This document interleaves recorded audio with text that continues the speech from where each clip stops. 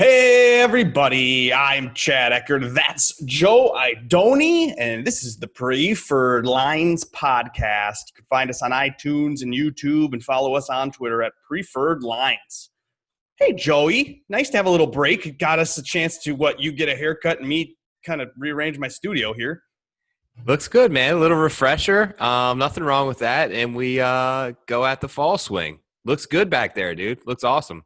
Yeah, it's a work in progress, making it up as I go along. This is not like a real studio. I'm still out in my garage. I still got a work light for a light. So making it up. Yeah, But again, I'll be back in the garage next week. I'm living the bachelor life for a couple days, so I figured why sweat it out in the garage? I'll do it from the kitchen. Yeah, love that. I love a bachelor week, any day, ever. It's helpful every now and then. We typically fill the first part of the Preferred Lines podcast with a guest. However, there is no guest this week. We have the fall swing lull of the year, so we're not forcing anybody to do this or wasting a good guest on a gross event. Yeah. But who are we? What are you watching? Well, we're Chad and Joe. We're buddies who like golf, watching golf and betting on it. And Joe is Joe Idone. Idone at Tour Picks. You can follow him there for a weekly video on long shots.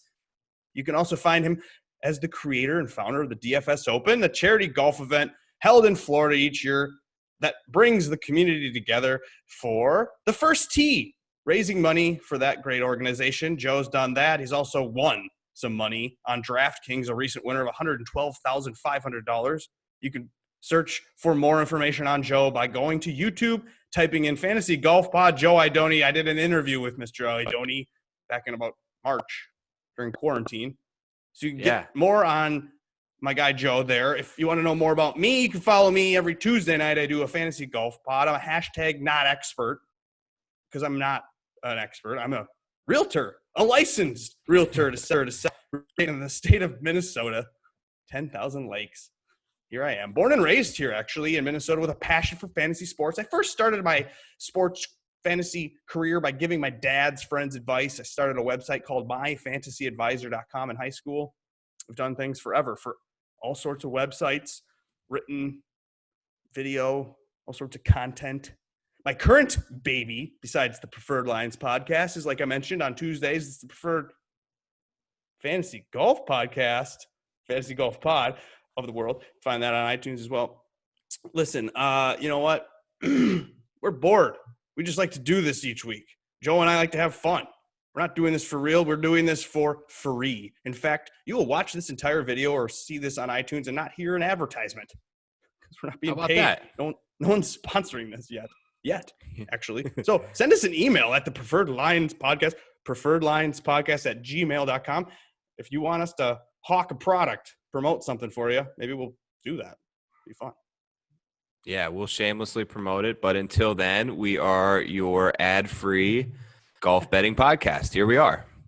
Pure fun. That's what we do. We, Joe, crack beers each week and crack open the betting board. And it's the Sanderson Farms this week. That was a good Joe. break. And at the tippity tip top, Scotty, fresh off COVID, Scheffler. Got ruined. Couldn't participate in your second major, where actually he was primed to do pretty decently. And then COVID struck him. So here we go. We find him here at the top of the board at the Sanderson Farms. Any interest in Scotty Scheffler at 10-1? No, not for me. Interesting. You get a rookie on the PGA Tour and a guy fresh off the coronavirus, and he comes into the event the prohibitive favorite. I won't be betting Scotty this week. It's just a lot, man. It doesn't seem like a terrific course fit for him. I don't think he has. I think he does have some history here from last year, but in the same regard, it doesn't seem like a great fit for his style of game and the angle that I'm sort of looking at. And it's just 11-1, 10-1 Scotty Scheffler. I'm just going to pass there. Same for you, I assume. You usually don't like these guys. it seems like a field that he could overtake and take control of. He's shown he's been the class of a couple of real tough events, some majors and things. So Scotty Scheffler to win it, I wouldn't be shocked, but I don't think it's like Bryson where you feel like you're going to FOMO if you don't bet it. So I could pass on that, skip to a couple down. You would have had Louis at 12-1. He withdrew. Mm-hmm. I don't even know why he was in the tournament. We knew he was going to withdraw. So he was here and now gone, and now you got him right there, the second on the board at 12-1 or 14-1, or you can find him. And I found him and liked him, and I'm clicking him. And then Zalatoris, he's also under 20-1. You got Zalatoris 16-1. You? No, I actually so interestingly enough, Louis, I was kind of interested in originally, just because he's had some good performances of recent. But then I thought, Louis coming off cashing a third place check at the U.S. Open, what has he been doing the last 10 days? Probably nothing, right? Which is probably why he withdrew. The one guy we know that never does nothing is Sungjae Im, and he's right there underneath it. And crazy enough, so I have Bovada up as this Louis news is breaking, and they shifted Sungjae from 14-1 to 16-1, like as that Bolton tweet came out. I believe he's still there, which didn't make sense, right? He went from the third favorite in the field to the second guy, and they bumped him up another 2 points. So I took Sungjae Im 16-1. I like them anyways coming into this. I feel like I've got a bit of a good read on Sungjae. There's some players how you can just kind of feel. Like we're a Wolf podcast. Yeah. Well, Wolf is my guy anytime. Sungjae, I've had a pretty good read on when he's going to do well and when he's not. And he has a definitive course fit, unlike some guys. You want to. He likes a place that's demanding off the tee. That's going to be hit the fairway, hit the green, and rolling some putts. And of course, when he is on the green, he loves his Bermuda grass, one of the biggest splits of any guy in the field in terms of differentiators between Bermuda, POA, past Palom, bent grass. He plays his best on Bermuda. And he's had some good, also a quick thing, he's had some good repeat performances sort of his second time around. So obviously he lost in a playoff last year, so he has a good history here. But some other places like API, which is Bermuda grass, a third and a third. The Honda, a 41st and a first, Bermuda grass. Wyndham, Bermuda, a sixth and a ninth. So he seems to have these course fits that are all have a lot of common links together. I see that kind of in that mold this week for Sungjae, 16-1. Unlike Louis, where you have a guy that you don't know what he's done since the U.S. Open, Sungjae we know has been grinding. He never stops. He's a robot, and he's 16-1. And I think that he should be the favorite this week had he had a little better form coming in. But it gets us a price drift. It gets us probably 5-6 points extra on the price. So I took 16-1 is my only guy inside of the top 25 there. 25. Okay, well, you know what? Another guy who loves Bermuda grass is Sam Burns. And if you go into the 20s, you can find Sam Burns. Also there at 25 is Zach Johnson. Okay, well, that's cool. And then last year's winner here, Munoz, Sebastian at 28-1. This is where we've been finding our bread and butter is in the 20s. So I'm all back in on Sam Burns. I'm one of those guys. I'm a simp for Burns because I think he's due to win. So why would you get off him now? I kind of feel stupid. Like I should have looked ahead. It should have been a look ahead spot. And he probably looked ahead a little bit to this grass, this tournament last week. And he kind of stumbled on Saturday, but then picked it up Sunday, which made me feel like, okay, a little more confidence that no, Sam Burns isn't hurt. He had a round 3 that was just bad. Maybe he was just pressing. He knew his time's coming and he thought maybe it was it. Slept on Friday and woke up Saturday just excited and too excited. So here we go. Sam Burns on Bermuda. Here we go in this field, and you can get him at 25. I got him at 28 myself. What are you doing? Nice. I see a 28 there too. I did pass on Sammy Burns just because I'm in on Sungjae right above there, but I see all the reasons why you would like him. He is I don't want this to sound weird, but he is like a specimen of an athlete. Like you can tell. Like if there was an MMA fight, like a cage fight, I'm taking Sam Burns on the PGA Tour. He's a beast, man. And he hits it far. He plays with aggression. But I think that he needs either some help from his caddy sometimes on his decision making that I noticed at what was it, the Safeway? Okay, yeah, 2 weeks ago. Yeah. Some decision making stuff and simplifying things a little bit and playing a little bit smarter. And he's that close, but he's definitely due for a win. What about an MMA fight with Zach Johnson? Is he Yeah, you pick him? he's gonna be he's gonna be a big time dog against just about anybody, especially Sammy Burns. I'm surprised he's getting 25-1, and the guy hasn't won since 2015. Why would they have? Do you think he's going to win? Is he due just because he's shown up a little bit recently with his putter and things? We saw him at the Open, the U.S. Open. Right. I think that it is the type of course. Look, 7,400 yards for a par 72 is relatively short. There's 4 pretty gettable par 5s, all in that like 560 to 580 range, which Zach Johnson can still get there on those. And he's just, he's known from his career to play well on these type of course fits. A little bit of a shorter layout that's going to demand some accuracy off the tee and can hit pitching wedge 9-iron into green. So it's a good fit for him. I'm not going anywhere near at 25-1. I would probably look to fade him actually in a couple of those matchups and those guys right around him. Especially Munoz, who won last year, likes Bermuda too, almost as much as anybody in like tour. So yes. I think I was on him and Munoz, and it was a playoff last year because they're both Bermuda people. So just don't overthink this stuff. They're comfortable. They're happy. They come in confident. So click them. 30-1. Last year's runner-up or almost won, Ben On. He's at 30. Adam Long, last week's almost winner, led after 54 holes. He's 30. Doc Redman, the chalk of the community. Everyone likes him at 33. Harmon, 33. Ches, 33. Connors, 35. There's some value here, potentially. What do you think of these names?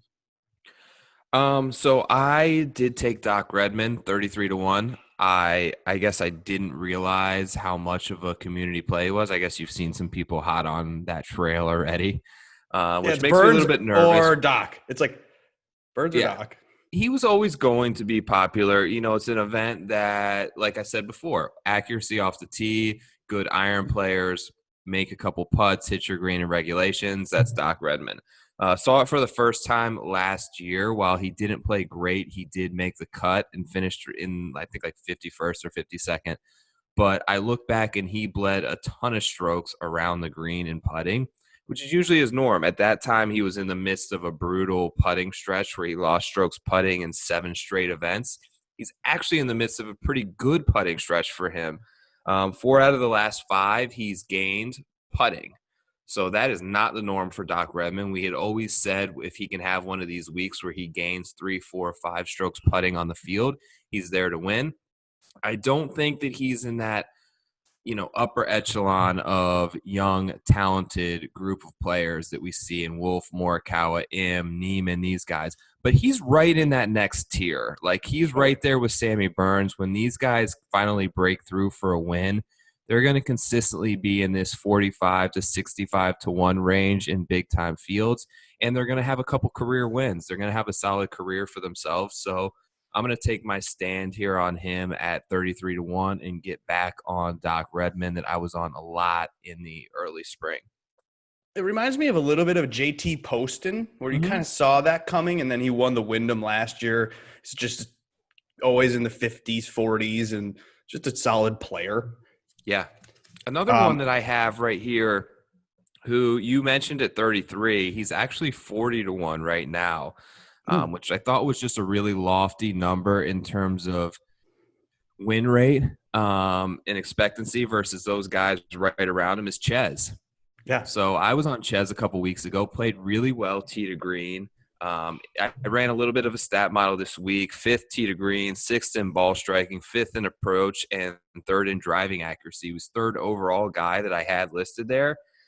0 course history, which is, I'm sure, a bit of a contributing factor to why he's 40-1, because he usually has his courses that he plays well, but led the field in driving accuracy at the Safeway 2-3 weeks ago now.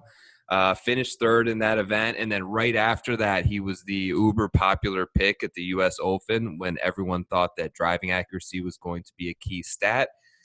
Turns out that strategy was didn't matter. obviously flawed. Yeah. But one of the best iron players in the world, Ches, honestly, he gets it done, and he's made like I was looking at this earlier. So Ches is 5'8", 160 pounds, from Wichita, Kansas, and he's currently ranked 254th on the PGA Tour in driving distance. He has no business like being out there at all. He's short, he's small, he can't hit it far. 17.2 million in career earnings for Ches Reavie. Like, impressive. Tip of the hat to him for getting it done all these years. And the only reason he's doing that is because he's such an elite iron player. Dude, imagine if he 40 drove to the 1 ball. is a good number. Look at these other guys like right around him. I don't feel nearly as confident in their ability to close out and win golf tournaments. No. He's a good player. Seems like a good number. That's why I took it. You got anybody in these juicy 30 range that we love? No, I thought about Doc, and I think he's the most due of the range to win, but I did fade the range ultimately, and I'm considering a guy in the 40s. There's two in the 40s that I've seen. It's Fratelli and Si Woo. So you can get Fratelli at 40, Si Woo at 45, and I like Fratelli.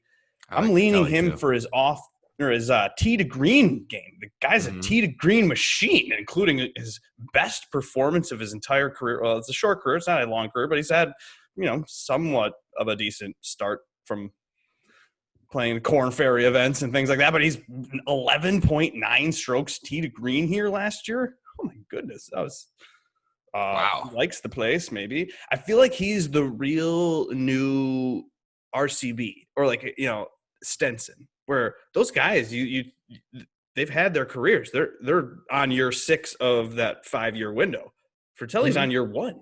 You could become Stenson or RCB in 4 or 5 years from now, win a couple events. He's got already a win under his belt. Maybe he'll win this one. So at 40 seems decent to me. But I don't know, go into the 50s, right? Yeah, let's talk the 50s. You got anybody in this range? There's some good quality names here.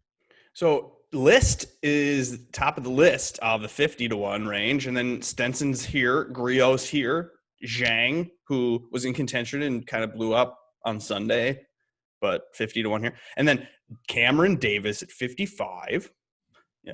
Somebody that's got the talent, should be one of those players that's coming up in the world. Another name that this is kind of one of those weeks where you target the young guys that are grinding for a win over a Stenson, who's I don't know why he's here, but Luke List, dude, he's sneaky good off the tee at 50 to 1, and you need to be kind of a bomber here. Well, maybe because Champ won once.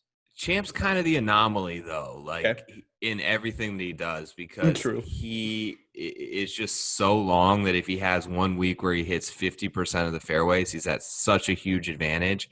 But looking back, it seems more of a it's all over the board in terms of the people who have won here, right? You've got Cam Champ, who hits it probably the furthest on tour. Then you've got Ryan Armour. You've got Peter Malnati. You've got Nick Taylor. You've got Cody Gribble, which how the fuck did he win here? Is he even on tour anymore? I don't know.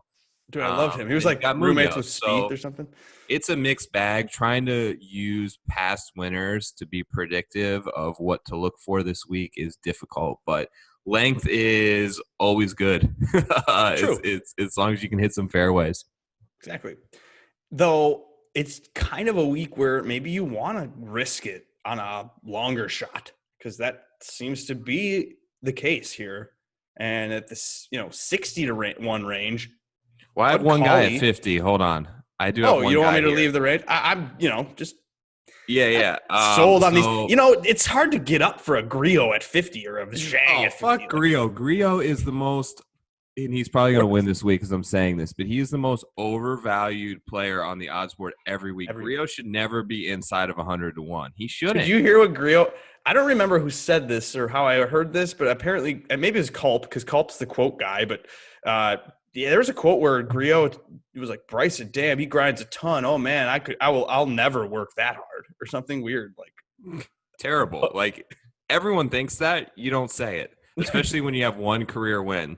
And it was your first event ever, wasn't it?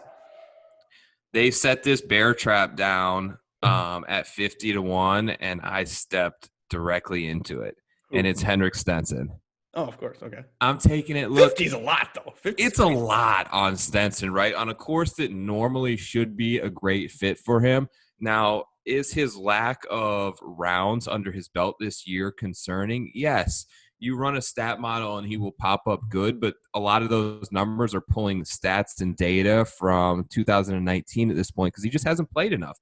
I do like that he's played back-to-back weeks. Didn't play well at a U.S. Open. He'll never play well at a U.S. Open.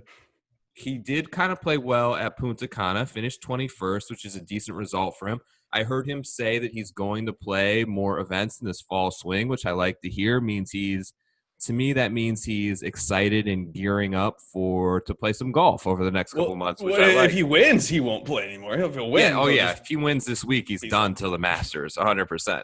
But look, 6 months ago, same form, he probably walks into this event 12-1. Oh, totally. 50-1. We've talked a lot about it. I know Feinberg harps on it a lot, which is like this mindset of the elite drift. Now, is it a stretch to call Henrik Stenson elite? Probably yes. I'll concede that. But in this field, he's probably one of the top 3 players, and you're catching a number that I feel is very valuable based on his talent level. Right. And no, I bet him last par week. Fives really well. I mean, it should be a great spot and fit for him. Am I nervous that he just comes out and is still rusty? Of course, but that's part of the reason why he's 50-1. So I'm going to fall into this trap completely, and I like Henrik Stenson a lot, 50-1. My thing was he won the Hero in December. Out of nowhere. So, yeah, like he could come in terrible form. And he hit everything to like 4 feet at the Hero on that Sunday. He was unbelievable with his ball striking, and he can go on runs like that for sure. He does not care unless he'll show up and win or lose. It's not a Rose situation where we know Rose would show up to this and not care. Yeah. But like Stenson, like he could accidentally win this. Yeah. If I'm building one lineup on DraftKings, there's no way I'm playing Henrik. Right. But at 50-1, I like my chances if he's in contention for sure. All right, let's talk about the 60s. And you got Bud Cauley, Lucas Glover. He likes the course, or he did once upon a time. Mm-hmm. He missed the cut last year. But Hoffman's here at 60. Josh Perry picked Hoffman. He picked a couple names, but Hoffman was one I remember. Lewis, okay. Tommy Lewis here. Carlos Ortiz, Mr. Top 5 here in the last 2 years. Only 2 years he's played. He's top 5. And then Pat Perez, Denny the Dirt Man, McCarthy at 66. You got Warinsky and Rogers, 66, as well as Chesson Hadley. What do you like? I don't have any of these guys. I do, of course, have some interest in my guy Denny, but I'm hoping to see that number creep up. I don't think it gets lower than 66-1, but long-term stats, his approach numbers seem like he would not be a good fit here. Short-term, he's playing much better. He's gained on approach like 5 out of the last 6 events I wrote down here. Best putter on the PGA Tour, I think, is kind of unquestionable at this point. Good on Bermuda grass greens. Somewhat accurate off the tee. I like Denny a lot. I just don't know if this is the best fit for him, so I would love something with a 7 in front of it. So I'm going to wait, and he may be on my card come Wednesday. He probably will be, but I'm gonna hold for now. Cool. I've considered Timmy Tom Lewis at 60-1 because of some stuff I looked at on Fantasy National. It made me think he was good. So or whatever, DraftKings play on that or top 10. And I did actually fire a bet off on Patrick Rogers. I know it's not POA or whatever, and it's Bermuda, and I've been talking about grass, and you got to get a guy licensed grass. But doesn't matter typically with Patrick Rogers. He's usually a good putter, so I'm not totally worried about that. I did look back to see he had a bad performance here last year, but the year before that was good with his iron. So, ultimately, I don't really care. I'm looking at some recent form with him. Patrick Rogers is showing up in events. He kind of feels like the grinder out of that, like, I'm young and I've got excuses into that I need to prove it age, and I like that. And these are the events those kind of guys do well at. And 66-1 is a great number for Patrick Rogers. So, and T11 last week, recent form. Let's go. So you're right about that. He is a really good putter, and I know he kind of has favored POA, but It depends on how long you look back, right? I know that he's like lived here in Jupiter for a while, and all these courses here are Bermuda grass greens. So he has to have some familiarity with it. It's what he Exactly. practices on every single week. It's what he goes to the range and goes to the chipping green on when he's home. Every single week is Bermuda grass versus when he lived out in California, it was POA. So the familiarity has to be getting there, and that's not a weakness in his game that I would necessarily be concerned about. It's just whether or not he can get off the tee well. And whatever, short hitters have won, long hitters have won, whatever. So we'll see. Patrick Rogers could win. Yeah. Now, there's long shots that could win. 3 of the past 6 winners were 100+ to 1. I read that in Josh Perry's article. Or music to my ears. Yeah, but go click his article and double check that I have the right stat. It's got to be right. It's Armour. It's Armour. It's Gribble. Gribble had to be 100 to 1, and it's got to be either Malnati or Nick Taylor. They were both probably 100 to 1. So yeah, I buy into that for sure. But long shot week, because you know why, Joe? It's a pitch and putt fest filled with birdies. A luck box putter can get you a couple nice holes, and then all of a sudden you're in contention. So just get hot with your putter. Can Sergio do it at 70 to 1? 70 to 1 for Wow. Sergio Garcia.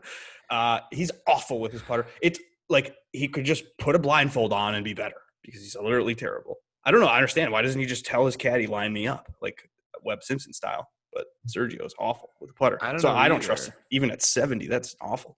Straka is here 75. But I've got some names as long shots. I got a few. I bet a few. Who do you like as long shots? I've got a few too. So I'm kind of looking way up. I got 100. I'll start at 140 to 1. Okay. I got Johnny Vegas, baby. Yeah, he's so bad. I never click him right. I'm falling into that trap again too, because he always pops really well in your stat model. So this probably he ranked 4th in the model that I ran, which probably should tell me that my model sucks and is extremely flawed. But if I didn't take him and I saw that and it happened, I'd feel like shit. So that's why I'm taking it. He's best on Bermuda grass, top 10 tee to green. He's a good par 5 player. All 4 of those par 5s are gettable here. That's where you're going to make your hay this week. Munoz won last year at 18 under, and he was 10 under on the par 5s. So that is usually, I feel like, where you're going to have the determining factor. If you play those par 5s in 9, 10, 11 under, you're going to be up there. And he has a rare combination when he's on, of being extremely long and extremely accurate off the tee. So 9th in distance in the field and 27th in accuracy. It's a good combination here. He's got a top 5 here before. Granted, it was a couple years ago, but he only has 2 starts here. So 141, Johnny Vegas. Next one I have is a 160 to 1 on the Mississippi Flavor of the Week, Davis Riley. Oh, God. Hattiesburg, I'm getting on it. I'm falling into your sort of local narrative line that you usually like, but I think he's on. It's better this year where there's no fans. That's what I think. Look, he's got the local narrative right. No fans. 2 wins last year on the Korn Ferry Tour. I believe they were both tight, accurate Bermuda grass courses. I know TPC at San Antonio, the Oaks course, is very much like that. I'm not sure about the course they played in Panama that he won at, but look, he was a 3rd overall in points on the Korn Ferry Tour. So he's a good player, right? Will Zalatoris was 1st, and Will Zalatoris is 16 to 1. Davis Riley was a couple points behind him and is 10x on that 16 at 160 to 1. Dude, I'm going to roll the dice on that. Okay. And then lastly, real quick, I took a couple of former champs that I like betting these guys, and they're accurate off the tee and a hot putter. So Nick Taylor is 150 to 1, Canadian player that I like. And Ryan Armour, I like me some Ryan Armour, is 250 to 1. Both returning to a place where they've ended Sunday evening hoisting a trophy in front of some clicking cameras. So good vibes for them. Sure. Sanderson Farms, anything can happen. We've seen long shots, so throw a couple darts here if you guys are at home. Fire. Exactly. Who you got? Well, Ventura at 80, Ace Ventura. Looked hard at it. I mean, he's a winner on the Corn Ferry Tour. If you're going to go with your guy, that random dude that I don't even know of, Ventura, I at least know. Davis And it's fun Riley? to. No, I, and Davis then can play. Ace, you can call it Ace Ventura. I love Ace Ventura. I love those movies.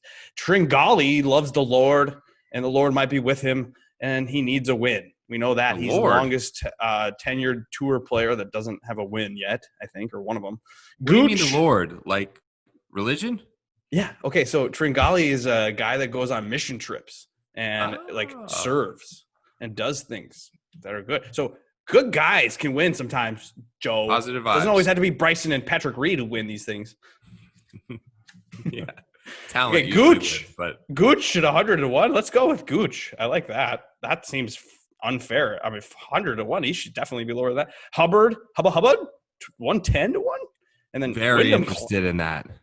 I mean, Hubbard played here last year, and I considered it, and he was a no-name. And now, I mean, he's played well, had events where he's learned how to play in contention and have those moments where you have that pressure. How did he finish last year? Did he play decent here?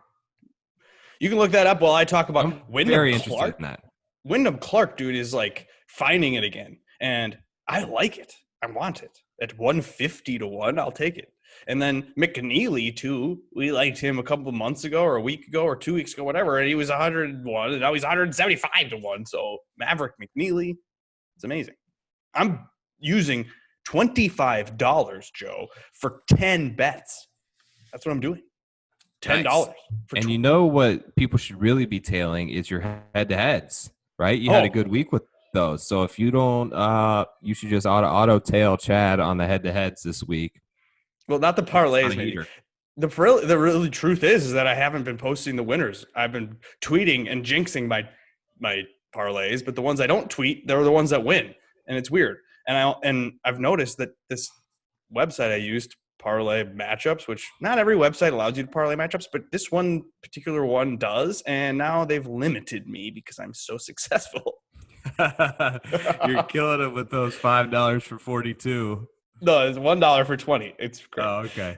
But yeah, no, be careful. I went this morning, and it was a bloodbath for me this weekend. I had the NFL theory. It went bad. I had a bad college day. I whiffed a couple of lazy picks in the Dominican for PGA. So it was one of those mornings where I was like looking at the odds for this, but like covering the top half of my phone like this, so I couldn't see the available or what my balance was because I know it's bad.